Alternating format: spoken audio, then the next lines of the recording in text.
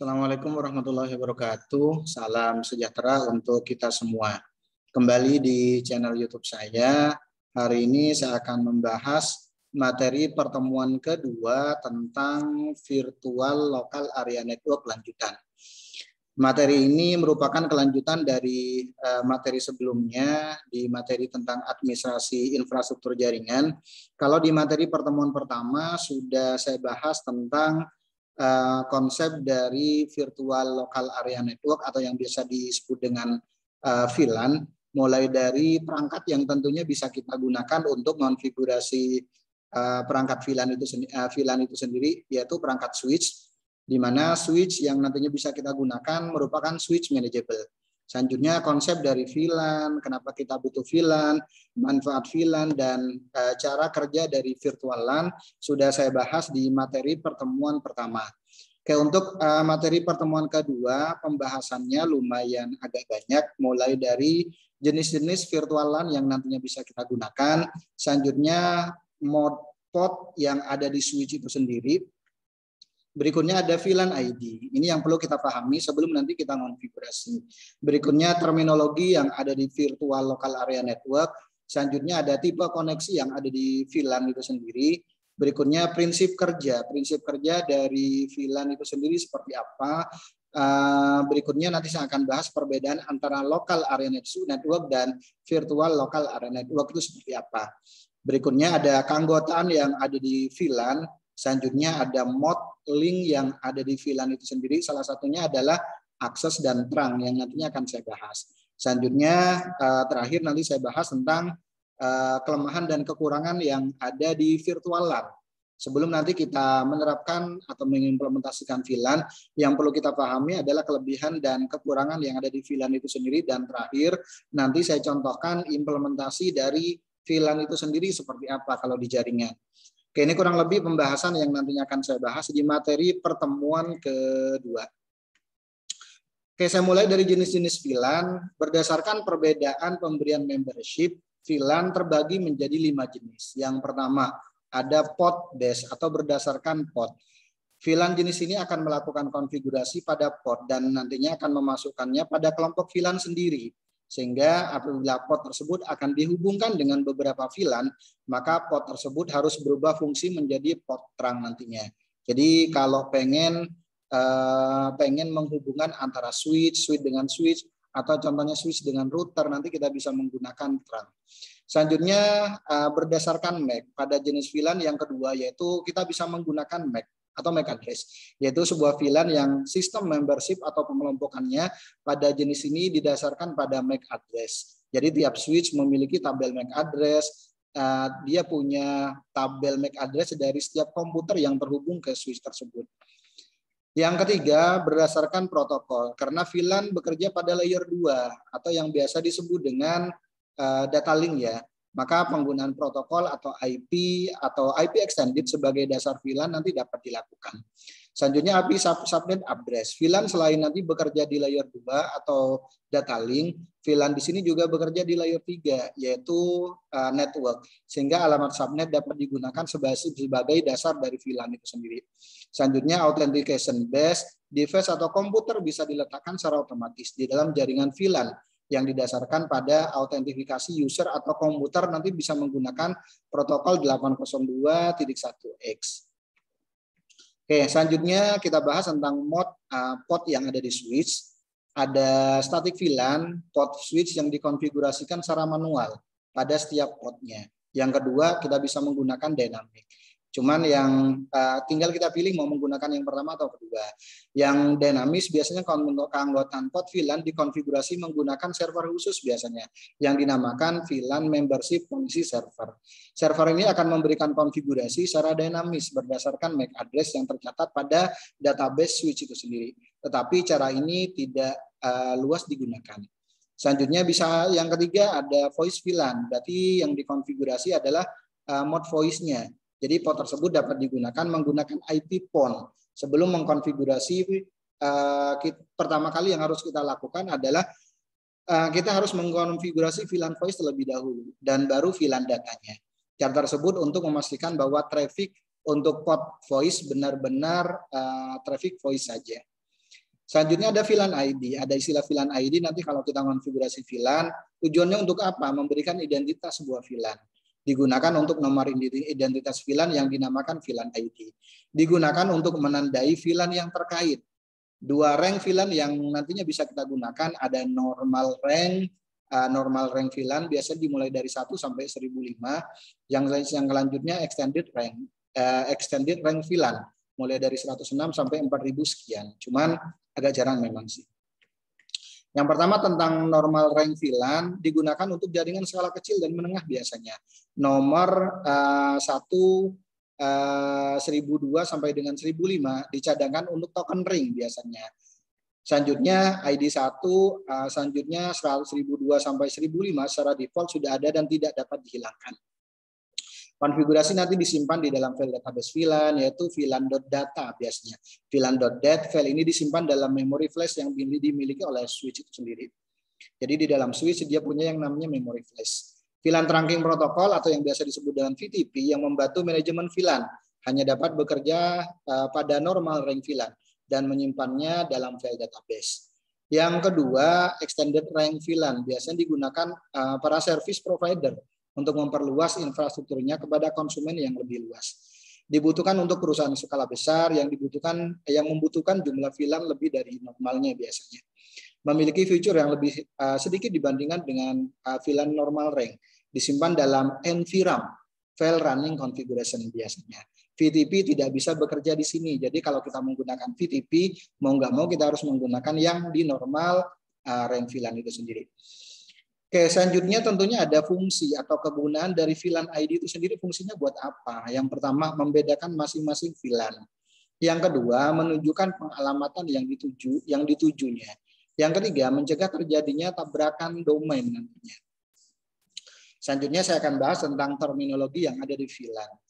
Berikut ada 5 terminologi yang ada di VLAN. Ada VLAN data, yang biasanya yang akan dikonfigurasi hanya untuk membawa data-data yang digunakan oleh user biasanya. Yang kedua ada VLAN default. Biasanya sebuah port switch pada awalnya menjadi anggota VLAN default. VLAN default untuk switch Cisco adalah VLAN 1 biasanya. Dan VLAN 1 tidak dapat diberi nama dan tidak dapat dihapus. Default ya. Selanjutnya ada yang namanya native VLAN. Native VLAN dikeluarkan untuk port trunking biasanya. Trunking di sini contohnya 802.1Q dan yang lain-lainnya biasanya pada waktu nanti kita gunakan untuk menghubungkan contohnya ke router atau dari router ke switch ataupun yang lain-lainnya. Selanjutnya yang keempat VLAN manajemen VLAN. VLAN manajemen di sini merupakan VLAN yang dikonfigurasi untuk manajemen switch. Selanjutnya ada VLAN voice, biasanya untuk mendukung voice over IP atau yang biasa disebut dengan VoIP. VLAN yang dikhususkan untuk komunikasi suara. Oke, ini terminologi yang ada di VLAN. Selanjutnya ada tipe koneksi yang ada di VLAN. Yang pertama ada trunk link, yaitu koneksi yang menghubungkan antar switch di dalam sebuah jaringan komputer. Makanya nanti ada istilah trunk ya. Selanjutnya ada access link, yaitu koneksi menghubungkan PC atau data user. Selanjutnya ada hybrid link, yaitu koneksi gabungan dari trunk ke akses.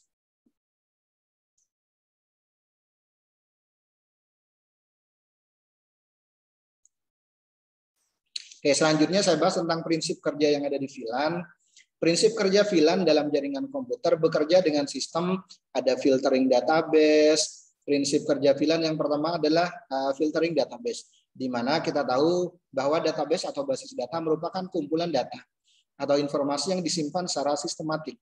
Filtering database dalam VLAN berisi informasi tentang kelompokan VLAN yang terdiri dari contohnya static entry. Selanjutnya yang kedua ada dynamic entries. Selanjutnya ini untuk yang static entry lebih ke menspesifikasikan apakah suatu data akan dikirim atau dibuang atau juga dimasukkan ke dalam dynamic entries. Yang kedua static registration entries lebih menspesifikasikan apakah suatu data akan dikirim ke suatu jaringan VLAN dan port yang bertanggung jawab untuk jaringan VLAN tersebut siapa. Yang kedua dynamic entries ada 3, ada dynamic entries filtering entries menspesifikasikan apakah suatu data akan dikirim atau dibuang. Yang kedua ada group registration entries. Ini lebih ke menspesifikasikan apakah suatu data akan dikirim ke suatu grup VLAN tertentu atau diteruskan atau tidak. Yang terakhir ada dynamic registration entry. Ini lebih ke menspesifikasikan port yang bertanggung jawab untuk suatu jaringan VLAN. Selanjutnya prinsip kerja yang kedua yang ada di VLAN ada istilah tagging. Tadi sudah sempat disinggung di pertemuan pertama. Saat sebuah data dikirim maka harus ada yang menyatakan tujuan data tersebut atau VLAN tujuan. Informasi ini diberikan dalam bentuk tag header sehingga informasi dapat dikirim ke user tertentu.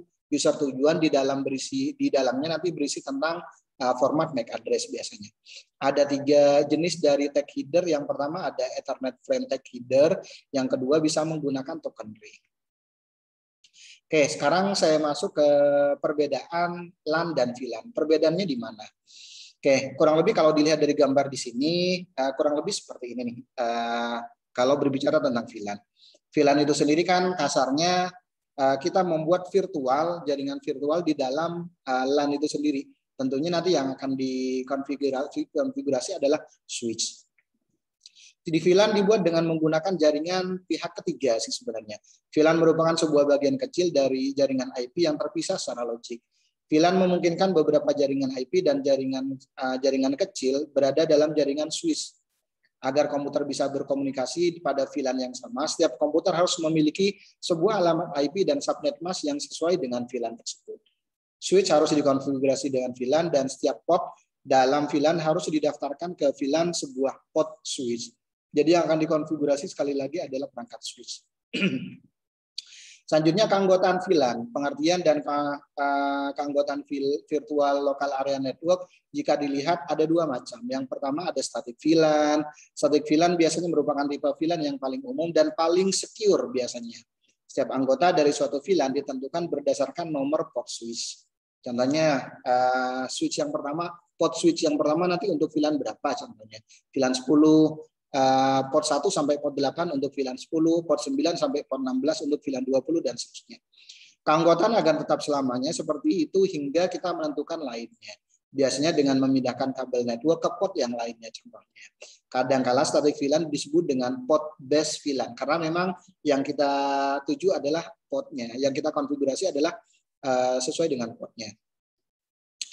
Lebih mudah kalau dilihat dari konfigurasinya. Sebagai contoh port 1 sampai 10 untuk VLAN 1, port 2 sampai 7 contohnya 1 dan 10 contohnya untuk VLAN 1, 2 dan 7 untuk VLAN 2 dan seterusnya.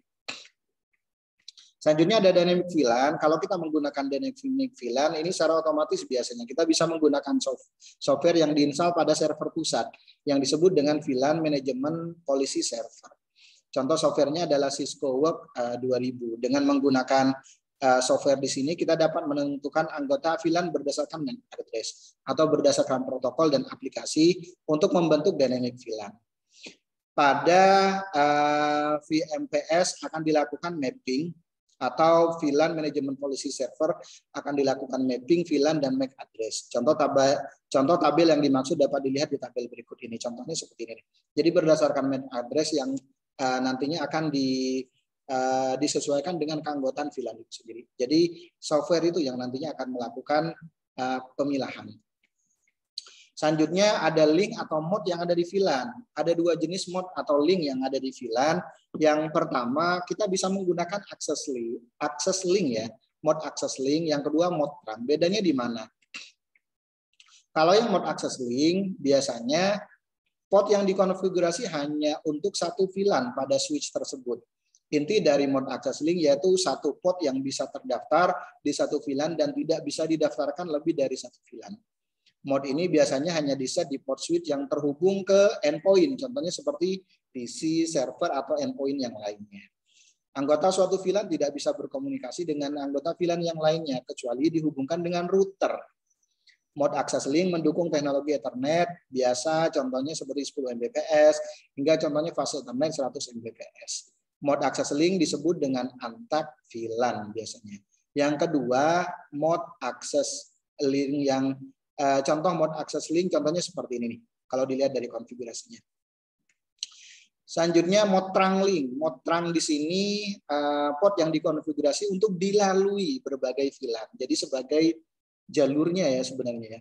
Port switch pada mode terang link biasa digunakan untuk membawa banyak VLAN. Port mode ini akan menjadi terang link jika port pada switch lawan diset ke mode terang atau dynamic terang protokol. Mode ini biasa digunakan untuk menghubungkan switch dengan switch, switch dengan router, switch dengan server, dan yang lainnya. Mode terang link biasanya mendukung teknologi fast Ethernet 100 Mbps dan gigabit. Biasa disebut dengan tag VLAN biasanya. Oke, contoh mode terang link contohnya seperti ini nih. Di sini kan untuk menghubungkan antar switch nih contohnya. Kalau yang statik contohnya seperti yang tadi. Mode access link contohnya seperti ini. Dia hanya menghubungkan dari switch ke end device, endpoint. Selanjutnya, VLAN di sini pun tentunya punya kelemahan dan kelebihan. Kalau dilihat dari kelebihannya, contohnya seperti ini, pengelolaan jaringan lebih mudah, mengurangi traffic yang ada di jaringan, mengurangi biaya, dan yang lain-lainnya. Ini kelebihan dari VLAN, termasuk security, high performance, efisien, dan yang lain-lainnya. Cuman ada kelemahannya juga. User tidak bisa berpindah-pindah VLAN. Yang kedua, luas cakupan sempit. Yang ketiga, rentan terkena virus jika salah satu PC yang terhubung terinfeksi. Kecepatan modem akan lemot, apalagi jika PC semakin banyak. Oke, contoh implementasi dari VLAN, contohnya seperti ini nih contohnya. Di sini contohnya kita buat 6 VLAN. VLAN 10, 20, 30, 40, 50, dan 60. Berikut nama VLAN-nya. VLAN 10 contohnya untuk pegawai. Selanjutnya siswa, contohnya ada lab 1, lab 2, dan lab 3. Berikut alokasi IP-nya, contohnya network 10.10.0/24 untuk yang VLAN 10. Sedangkan 10.10.20/0/24 untuk VLAN 20 dan seterusnya. Oke, ini contoh untuk implementasi dari VLAN yang nantinya akan kita lakukan untuk konfigurasi. Oke, demikian penjelasan dari materi pertemuan ini. Mohon maaf kalau ada kata-kata yang kurang berkenan. Saya akhiri. Assalamualaikum warahmatullahi wabarakatuh dan salam sehat untuk kita semuanya.